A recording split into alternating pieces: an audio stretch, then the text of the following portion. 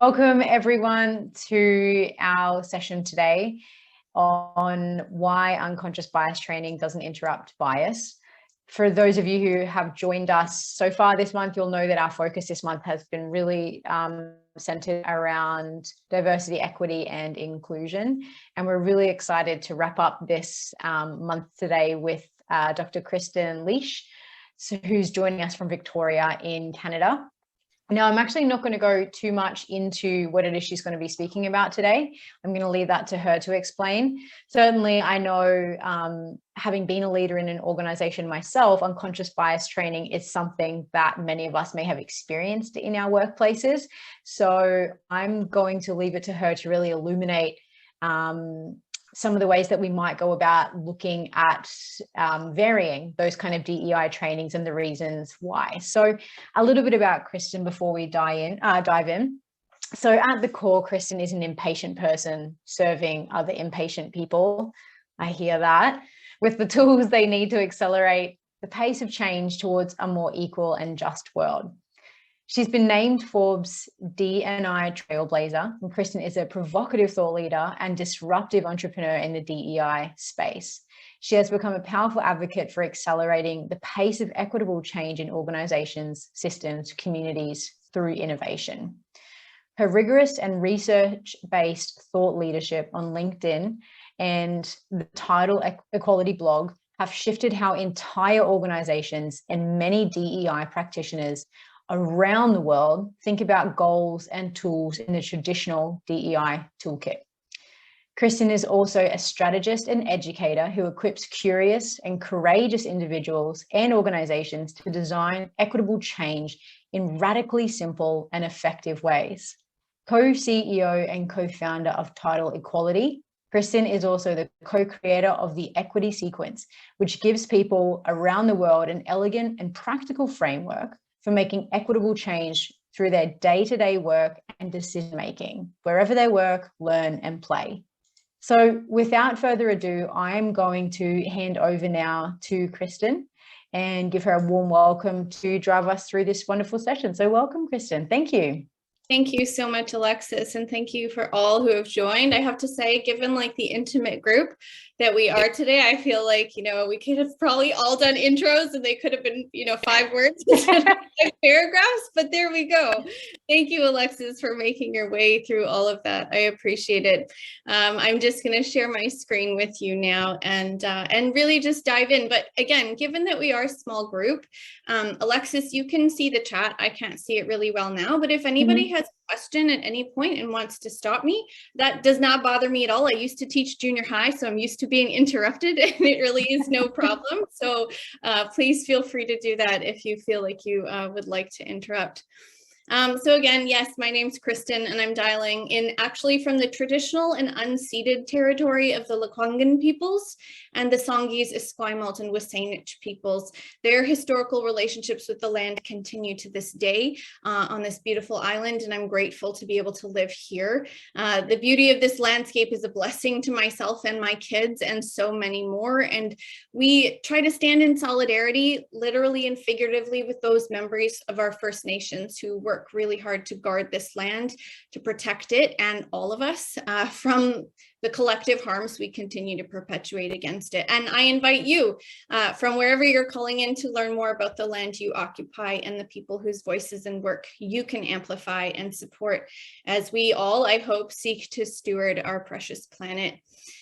But it's also my honor to have you here today, and it's my goal not only to bring you some information that I feel is important, but also hopefully to inspire you with the ideas of what might be possible.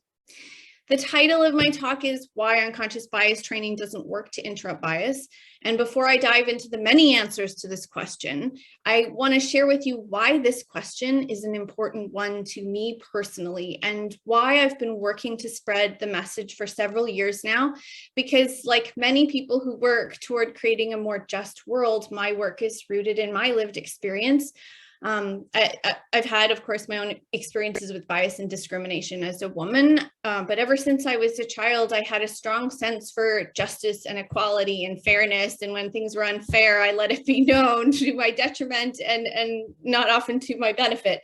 But I didn't see that the things experienced by the majority of people around me, whether women, immigrants, people of lower classes, different races, abilities, sexualities, and so on, they weren't equal. And later on, as a school teacher in a rural town, I continued to observe stark disparities between groups. And I really struggled with the reality that I couldn't single-handedly tip the balances of power in the world that saw some of my students suffer and others thrive. And I found myself compelled to better understand the mechanics of inequality as well as the mechanics of social change. So later, as I pursued graduate studies, I delved into the historical world of social justice advocates and activists globally, but particularly of the late 19th century, actually, and beyond. And what I found there, it disturbed me. I remember really clearly this one day. It wasn't long after I'd had my first child, and I was reading a letter from a woman to another from the early 1900s in one hand. And what she wrote about her experiences of inequality, of oppression, they sounded all too familiar. With her letter in this hand and my child in the other, I was overwhelmed almost by like a feeling of panic, feeling really confronted by the fact of how long people have been struggling for equality. And of course, we know that's not even the start of it. It goes much further back in all kinds of regions and settings. And looking down at my child, I told myself, like, this can't be her story too. And I'm sure that is a feeling that many, many people have had in their lives. And that moment really compelled me to start looking at what was going on today? What were the tactics we were using at scale to try to change this narrative? And were they actually working? And that's when I learned about unconscious bias training. I wasn't the recipient of it as my first experience, but I just want to clarify what I mean by unconscious bias training. And generally, I'm referring to the kind of training that includes an opportunity for somebody to learn what bias is, to become aware of what their personal unconscious biases might be. Maybe they take Harvard's implicit association test, for example, and then they're told how bias can affect their decision-making. And finally, they're encouraged or instructed to be aware of that bias when they go about making decisions and so on, ostensibly so they can interrupt it.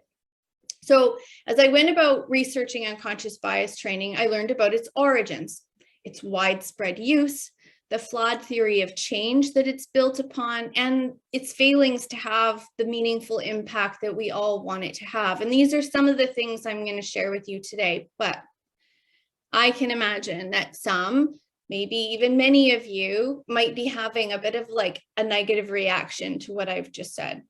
Maybe you really feel unconscious bias training is necessary and powerful. Maybe you've invested in it personally or professionally. Maybe you've delivered it. And I want to just say from the outset, I am not here to criticize or admonish any one of you or anyone who comes to watch this after today. In fact, I choose to believe that most people who have unconscious bias training in their toolkit use it because they too really want to make change. They care deeply about the problems of bias, discrimination, inequality, and injustice. And like me, believe we're not making change fast enough. So I want us to move forward together in a spirit of curiosity, knowing that we likely share that common cause, a desire to see our children and their children living in a world where equality is the status quo, where it doesn't matter where you're born, what your gender is, the color of your skin, the shape of your body, or how your body works, what language you speak, or which God you worship, that we need to co-create a world where each person can thrive and reach their full potential. And it's with that vision in mind, that common cause, and with curiosity, I want you to join me in taking a look first at the origins of unconscious bias training, because they're not what you might think. And it's actually one reason why unconscious bias training doesn't work to interrupt bias, because it wasn't actually meant to. It was not invented by people with experience in creating equitable change. It wasn't even invented by people with lived experience of bias and discrimination. The origin story of unconscious bias training is actually in compliance, mitigation, or legal risk mitigation, and so on. Literally, it was invented in the offices of corporate legal counsel in the US in the 60s and 70s. Corporations at that time needed to find a way to avoid being hauled in front of the Equal Employment Opportunity Commission for violations of what were then new protections under the Civil Rights Act, very hard-won protections. In other words, these businesses needed to be able to cover their butts and point to something they were doing that was intended to mitigate for racial and gender bias in particular at the time. But why should we give the origins of unconscious bias training any, heed? Why should we pay attention to that? Because, in the words of famous Audre Lorde, the master's tools will never dismantle the master's house. These are the words that she wrote, a Black lesbian activist and poet and all-around inspiration and truth teller. She spoke these words in 1979 at an academic conference where she challenged feminist academia to consider how it too was reproducing the inequities of the patriarchy. She went on to clarify by asking, what does it mean when the tools of a racist patriarchy are used to examine the fruits of that same patriarchy? It means, she went on, that only the most narrow perimeters of change are possible and allowable. And I'll say that again. What does it mean when the tools of a racist patriarchy are used to examine the fruits of that same patriarchy? Only the most narrow perimeters of change are possible and allowable. So, when it comes to unconscious bias training, we might start by asking ourselves, how much change can we expect to come from an intervention that was designed by the guardians of the status quo, who were themselves perpetrators of discrimination? Audre Lorde's assertion, I hear it as a warning ringing through time, and it has proven correct in the case of unconscious bias training, and we now have decades of research illustrating her point. Unconscious bias training and a handful of other gold standard interventions that rely on the same theory of change, they've been in use for about half a century in the US. Half a century. In the US alone, organizations invest more than $8 billion a year in delivering this sort of training to their employees. And that number was from 2018, before the pandemic, before the Black Lives Matter uprising. And wherever we see inequity and injustice, we see unconscious bias training deployed. School teachers get it, judges get it, police officers get it, doctors, lawyers, civil servants, academics, social scientists, humanitarian aid workers, and employees of all kinds, from blue-collar workers in the oil and gas industry to UX designers in Silicon Valley. Unconscious bias training is almost ubiquitous. And yet, some key metrics are revealing exactly how little impact this massive investment has actually made. And I'll get to some of those, but why? Unconscious bias training doesn't work to interrupt bias because it's built on a flawed theory of change. To understand why the theory of change underpinning unconscious bias training doesn't work, it can help to revisit what unconscious or implicit biases are. Simply, they are mental shortcuts our brains take to make sense of the abundance of complex information our brains are required to process every second of every day. In some cases, these mental shortcuts can be helpful. For example, we recognize a dangerous situation and we react quickly. But each of us walks around in the world holding our own unique constellation of biases that are the result of a lot of different factors: previous experience, socialization, patterns we piece together, even our evolution as humans. But often, our biases lead us to faulty conclusions and systematic errors that we repeat again and again with varying degrees of awareness or consciousness, hence unconscious bias. And to date, social scientists have codified more than 200 different ways and circumstances under which our brains can default to bias. Now, left unchecked, our biases can rule our thinking and our decision-making and lead to discrimination and other negative outcomes. So what's flawed about the theory of change behind it? Well, the theory is, if we can create awareness about the unconscious bias, we will be able to act on that awareness and interrupt it in action. In other words, for example, if I can realize I have a bias against, say, older people, then I can choose not to act in line with that bias, but that I can consciously kind of buck it. Now, while this might seem on the surface like a logical theory of change, it hasn't played out in the research on unconscious bias or on any other unconscious processes. And to put that theory of change into another context, one that many of us will be familiar with, consider the desire that I might have to live a healthier life. Let's say I become aware that I need to manage my stress, that my cardiovascular health isn't what it should be, that I need to increase muscle mass or drink more water or whatever. I can be really motivated to want to connect my awareness to my action for all kinds of reasons. I can educate myself about those issues, but when it comes down to the many hundreds of decisions I make every day, from when to go to bed to what to buy at the grocery store, what to eat at a restaurant, how and when to move my body or quiet my mind, these decisions are influenced unconsciously and consciously by all kinds of internal and external factors, from satiety hormones to smells in my environment to my emotional reactions to stressors, like all of these things that I don't even have time to think about all of them. And this illustrates what scientists have called the intent-action gap. It describes the difficulty that humans have in connecting our knowledge, awareness, and intent with our actions, decisions, and behavior. Now, thankfully, there are strategies we can use to bridge that intent-action gap, and I'll touch on that later. But for now, it's also important to understand how our reliance on the flawed theory of change behind unconscious bias training has created and actually continues to create backlash effects that we should not ignore. And I'll start with the backlash effect you've maybe observed in your own experience. Imagine you're sitting in a boardroom, real or virtual, where the executives of a company or the deans of a college or partners of a law firm, they've gathered together to get their unconscious bias training. Look around the table. Leadership demographic stats still suggest that most of those people would be white, male, straight, able-bodied from the global north, and even taller than average. Now look at their body language. What's it telling you?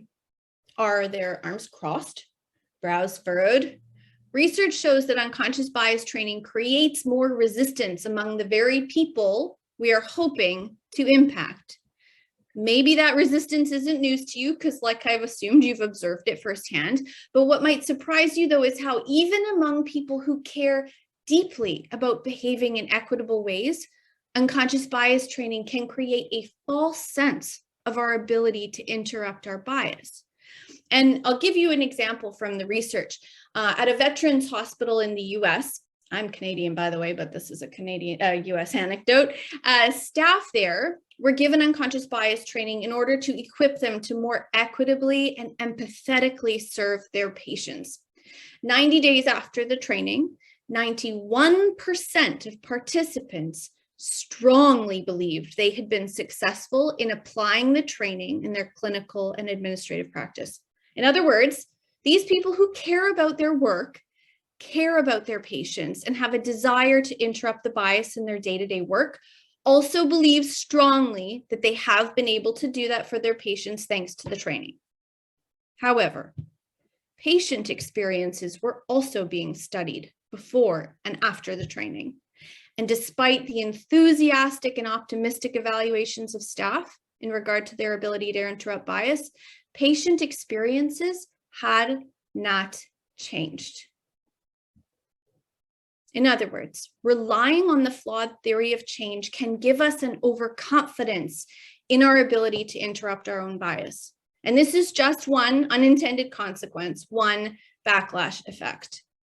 And we see this played out in the research in business too. In organizations where unconscious bias training programs are run, certain underrepresented groups like women and people of color are actually less likely to advance in their roles than in businesses that don't do unconscious bias training at all. Now, as a former academic, I can really geek out on all the research and unconscious bias training. And if you're curious to go down that rabbit hole, our website has lots of resources. But there's just one more phenomenon that I'm going to touch on today, and it's called self-other asymmetry. And it was identified by researchers many decades ago. You might be familiar with one of them, actually. His name is Daniel Kahneman. In the early 70s, Daniel and his co-author in some papers, Amos Tversky, they actually introduced the term cognitive bias to describe people's systematic but flawed patterns of responses to making judgments and decisions. And they helped spread the word, actually, that all of us are susceptible to these biases in our thinking. But they point out that self-other asymmetry, it prevents us from meaningfully recognizing our biases. It shows that the more we know about bias, the more likely we are to see it at play in other people's behavior and decisions than we are to see it in our own. So what does this mean? It means that when your hiring manager promotes another employee who looks, sounds, and thinks like him, he truly believes his decision is based on merit. But when his colleague hires someone who looks, sounds, and thinks like she does, he will believe her decision, not his, is the biased one. Now, there are other phenomena listed here that you could dive into, and many more that I'm not touching on today. But these phenomena, these unintended consequences, they are a result of a particular flaw in unconscious bias training, and that's the fact that it focuses on the individual biases of an individual person and not the systemic ones. And as we've already seen, we each have a multitude of biases, cognitive shortcuts, decision-making pathways that we're almost entirely unaware of. And these shortcuts can be at play in hundreds of different ways in any given situation. And as I hope you're coming to see, targeting individual biases in the hopes of mitigating for them is not and has not shown to be an efficient or effective way to reduce biased behavior or decision-making. So where we could be focusing our efforts, though, is on the products of our bias. In other words, the systems we've created, the products, the services, the communications, the sales processes that often make up the invisible infrastructure of our lives, our communities, our organizations. We could target systemic biases. But what are systemic biases? I know I'm like getting all over the place with all kinds of theories and names for things and all this, but what are they? Well, simply, I just want you to picture an enormous, complex, pre-digital machine, like what would be inside Big Ben. All the well-oiled gears are turning, cogs are fitting precisely. The machine was built by certain people, and it produces the best outcomes for those people. In many cases, the machine does not produce outcomes as beneficial for people and groups who did not participate in its design. And in some cases, it was designed to deliberately harm some people and groups. That's when we see systemic biases at play. For example, take the justice system. Imagine, use some conjecture, who might have been participating in assembling the building blocks of what today make up your laws and judicial processes. Take our education system. Imagine who was sitting around the table when university admission criteria was set. Take our funding and lending systems. Imagine who drafted the policies that now determine who gets a loan, at what interest rate or what credit ratings allow someone to get a mortgage or even rent an apartment. The systems we live and work inside today were once upon a time created by people, often people who held the most power.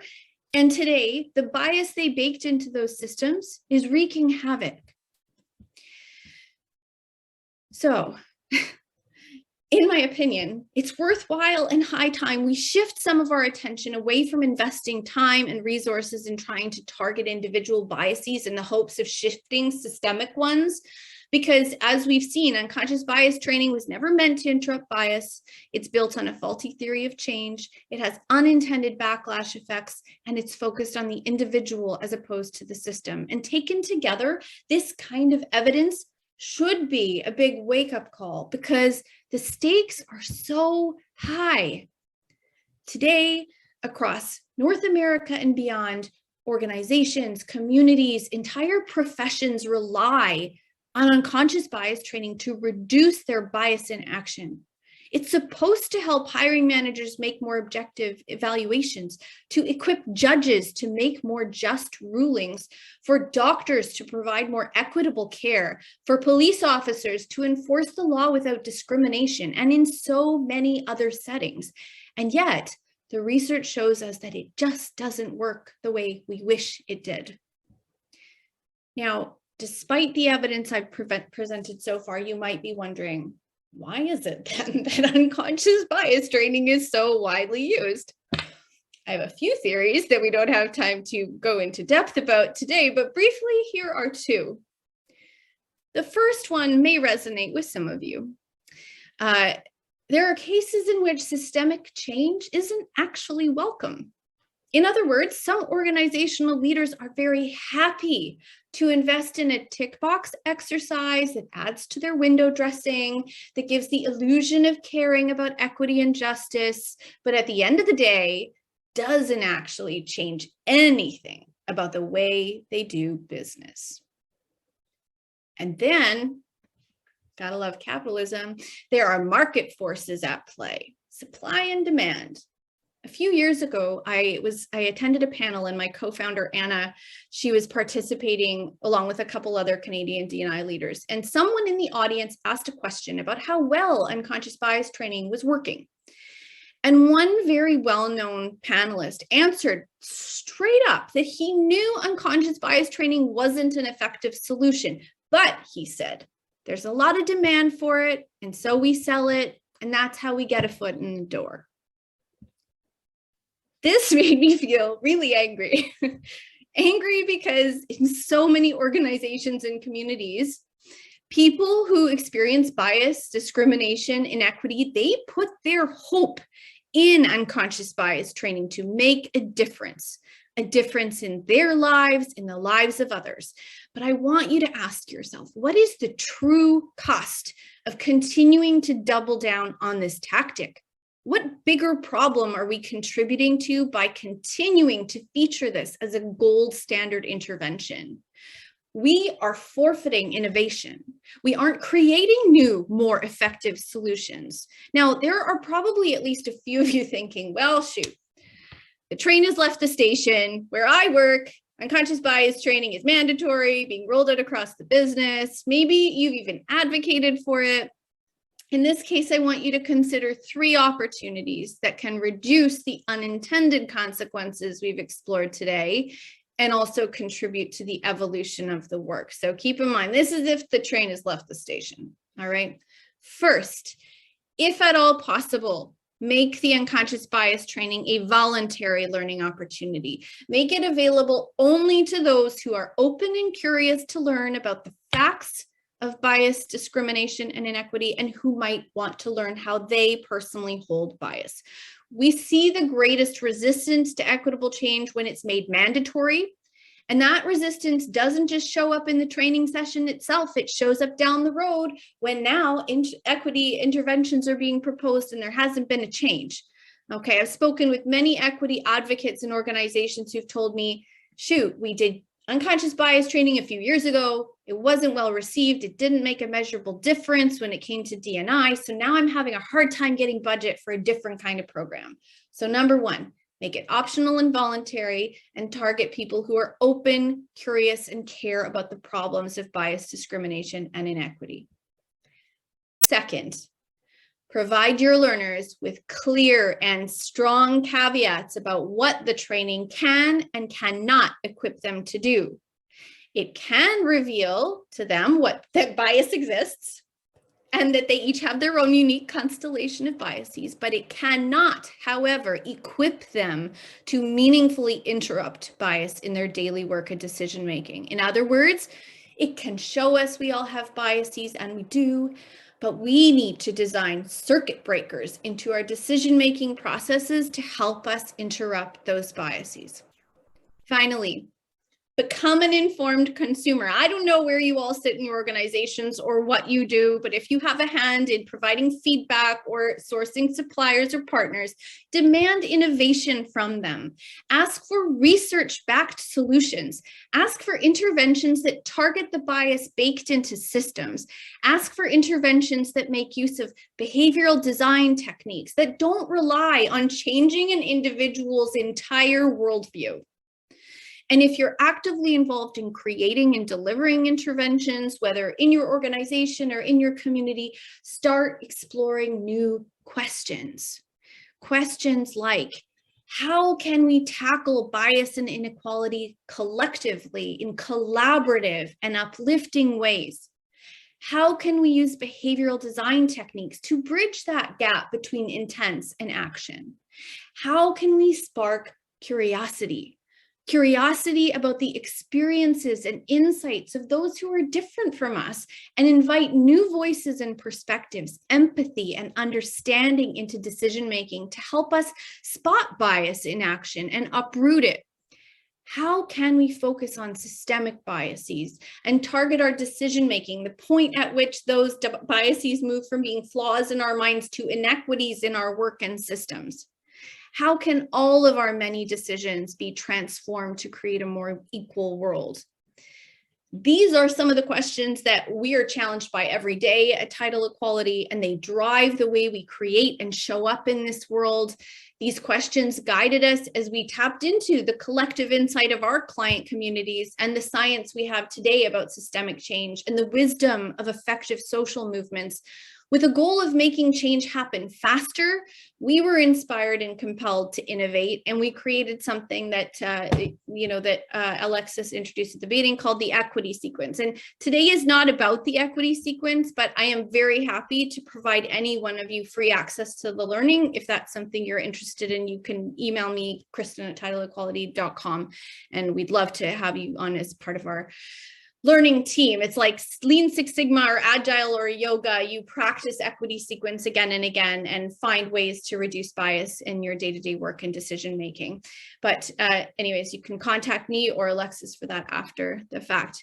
But if there's one message I hope you come away with today, it's this: we aren't making change fast enough. We must build equality better. And now maybe you're thinking, here's that part. Come on, Kristen, lighten up. It's the year 2022. We've come a long way. Sure, we might not have achieved equality, but things aren't as bad as they used to be. Look at all the movement we've got around DEI issues. It's all in the papers and on the social media. And in some ways that might be true, but how would you feel if I told you that despite what it might feel like, things aren't really changing? For example, the representation of women in management roles in the US has plateaued since women were wearing shoulder pads the first time. Yes, since like the late 80s, the representation of women in management has leveled off. And in the last 20 years, the representation of Black folks in CEO roles has not even increased by 0.05%. That's right, between 2000 and 2020, Black CEO representation has gone from about 0.6% to 1%. Now, for some of you, these numbers might not be all that surprising, but maybe it comes as a surprise because, well, social media. I mean, if you scroll through LinkedIn, it seems like every other day we're seeing an announcement of a new woman or other minoritized individual appointed CEO here or chair of the board there. And all I can tell you is that social media and the organizations posting to it have gotten really savvy over the years and know exactly how to arrange the window dressing in a way that really convincingly portrays just how equitable and inclusive they are. But behind the curtains, though, there's often a different story. Again, another talk for another day, but while we're failing to make real progress on representation, on creating the right mix of voices at decision-making tables, the problems we face that need solving in this world are only becoming more urgent. Think about what's going on in the world around you, around us, locally, nationally, globally. Think for a moment about the biggest problems you see in the world today, the ones you care about. Whether we're talking about the unearthing of Indigenous bodies in Canada, the humanitarian crises in Syria, Myanmar, Ukraine, and in so many other places, the reign of the Taliban, or the widening wealth gap that sees tech bros decide they get to explore colonizing other planets because they can afford to. And also more and more people unable to afford to feed their kids. All of these problems are deeply rooted in and depend on inequalities of many kinds: gender, economic, class, region. And let's not forget the climate crisis. At COP26 back last year, Prime Minister of Barbados, Mia Motley, she made an impassioned plea to her fellow delegates, and she asked them, do some leaders in this world believe they can survive and thrive on their own? Have they not learned from the pandemic? Can there be peace and prosperity if 1/3 of the world literally prospers and the other 2/3 of the world live under siege and face calamitous threats to our well-being? She also made an important comment about voice, about participation, about representation. She said, today we need the correct mix of voices, ambition, and action. And I want to zero in on the correct mix of voices. And she said that in that context because arguably there was not a correct mix of voices at that summit. In fact, according to the Washington Post, the largest delegation at that summit did not belong to the US or the UK. The prize for the largest delegation went to the fossil fuel industry, which as a whole sent more delegates than any single country. And that is not the correct mix of voices. We are in desperate need of finding new and innovative ways to fundamentally transform how decisions are made and who is making them, because that is how we interrupt bias in decision-making. It is when at every level, in every setting, everywhere, we bring new voices to the table. The world's greatest problems cannot be solved unless we learn to bring the ideas, perspectives, and experiences of a greater number of people to bear. It is essential to our survival as a species, and the need to solve for these problems of bias, discrimination, and inequity and injustice, they are far from just line items to report on. They are urgent problems that if we can't make significant advances,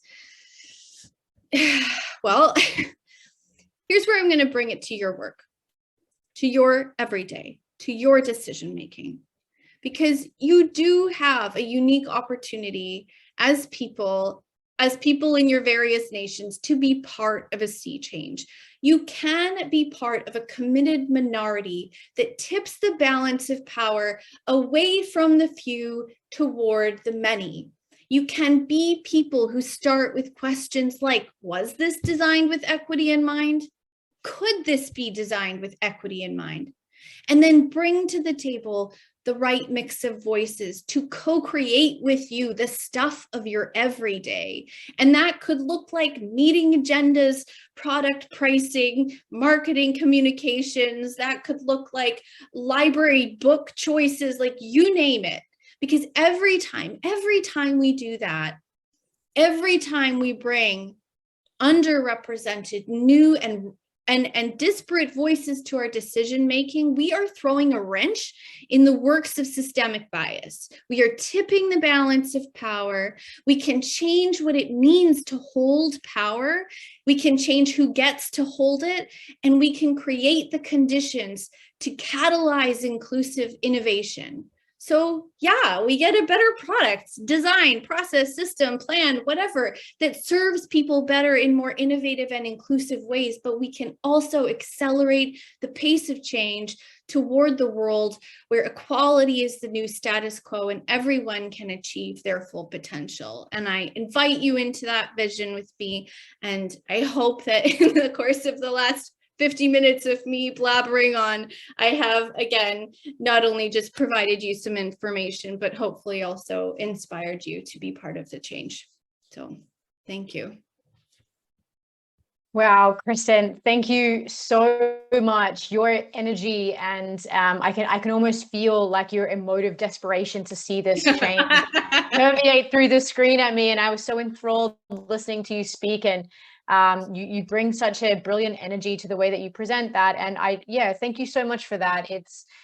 It's always illuminating to dive into these issues again. As a white woman, there are obviously privileges that I'm afforded in this system that's been built by white folk for other white folk, typically men. But my experiences, my lived experiences with biases are different to everyone else in the room here, and it's always very eye-opening to see how these systemic things do affect and impact people differently, but the role we can each play as an individual, as you said, to start throwing the wrench into the system there, to start really kind of dismantling some of those cogs in that system that are keeping us right here.